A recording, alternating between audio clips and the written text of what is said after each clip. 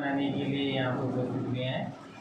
सावित्रीबाई फुले शिक्षा की ज्योति का पहला प्रकाश, यह महिलाओं के लिए सचमुच गौरव का विषय है। जिस वक्त पढ़ाई होती थी लेकिन वह छूटी थी स्त्रियों से, उस समय छुआछूत अधिक हुआ करता था। लोग छुआछूत का भेदभाव रखते थे, लड़कियों को पढ़ने नहीं जाने देते थे स्कूल में। लेकिन ज्योतिबा फुले एक ऐसी स्त्री थी जिन्हें ज्योतिबा ने पढ़ाया, और एक सावित्रीबाई ऐसी सावित्री बनाया जिसके कारण आज समाज में देखने को मिल रहा है कि स्त्रियाँ अधिक पढ़ रही हैं। 9 वर्ष की उम्र में इनकी शादी हो गई थी। 9 वर्ष की उम्र यानी कक्षा चौथी में पढ़ने वाली बिटिया। वो समझ भी नहीं सकती थी कि शादी क्या होती है और हमें कहाँ रहना है, कैसे रहना है। ज्योतिबा फुले खेत में काम करते थे, क्योंकि इनके मम्मी पापा, ज्योतिबा के मम्मी पापा खेतों में किसान थे।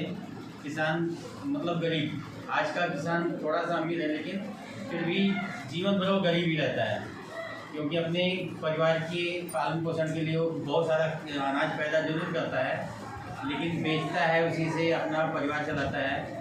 और गरीब तो हमेशा ही रहा है वो। इनके पिताजी भी बहुत गरीब थे, लेकिन सावित्रीबाई फुले की जब शादी हुई तो इनके जो ससुर थे वो भी पुराने ख्यालात के थे। वो नहीं चाहते थे कि सावित्रीबाई पढ़े, लेकिन ज्योतिबा फुले क्या करते थे, उनको अपने खेत में बुलाते थे। खेत में जाती थी, खाना देने के बहाने जाती थी। खाना देने के बहाने जब जाती थी तो जब ज्योतिबा खाना खाते थे तो उसी समय उनको पढ़ाते थे। केवल एक लड़की को उन्होंने पढ़ाया था, और पढ़ाते पढ़ाते इसके बाद सावित्रीबाई से कहा था कि तुम पढ़ाओगी अब। सावित्रीबाई जब पढ़ाने जाती थी तो लोगों के अंदर यह बुराइयाँ थी कि समाज नहीं उसको स्वीकार कर रहा था कि लड़कियाँ पढ़ें। जब ये जाती थी तो लोग गोबर फेंकते थे इनके ऊपर।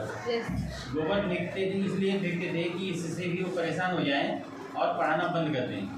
लेकिन उन्होंने ठान लिया तो ठान लिया, जिस चीज़ को उन्होंने ठान लिया उसको पूरा किया। जब ये जाती थी तो एक बैग लेके जाती थी, उसके अंदर नई साड़ी रख के जाती थी, दूसरी साड़ी।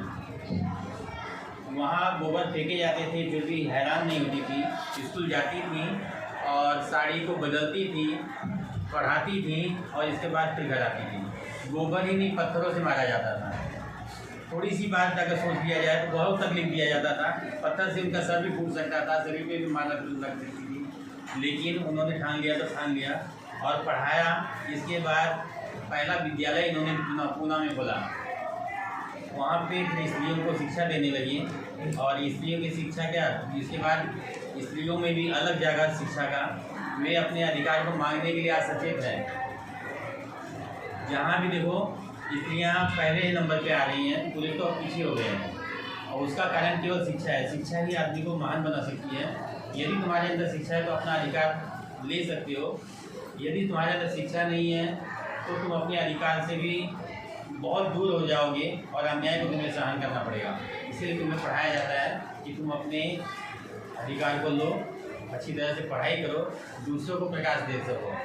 केवल हम पढ़ रहे हैं तो उसका मतलब पढ़ाई नहीं होता है। हम दूसरों के लिए पढ़ें, दूसरे और लोगों को पढ़ाएं, और शिक्षा के लिए इसी तरह से आगे बढ़ते रहें। उन्होंने बहुत विषम परिस्थितियों में काम किया है। आज तो परिस्थितियाँ हमारे पास कम है, सभी लड़कियों को पढ़ाने के लिए फ्री सेवा हो रही है सर। इसलिए हमें चाहिए कि लड़कियां के साथ में लड़के ऐसा नहीं कि लड़के पीछे हैं, उन्हें भी अब बराबरी करने की तैयारी चालू करनी होगी, क्योंकि लड़कियां बहुत आगे निकल चुकी हैं। आज सावित्रीबाई फुले का दिन बाल दिन के रूप में इसलिए मनाया जाता है कि उन्होंने शिक्षा की अलग जगह ही दी। मैं तो यही कहूँगा कि लड़कियाँ आज इतनी महान बन चुकी हैं कि उनके लिए यह कहना जरूरी होगा कि मुझे न समझो अबला कोई। अबला मतलब स्त्री होता है। मुझे न समझो अबला कोई, हम भारत की नारी हैं, कोमल कोमल फूल नहीं, 16 हैं चिंगारी हैं, 16 हैं चिंगारी हैं। इस तरह से कोई बनना है, 16 और चिंगारी की तरह से बनना है।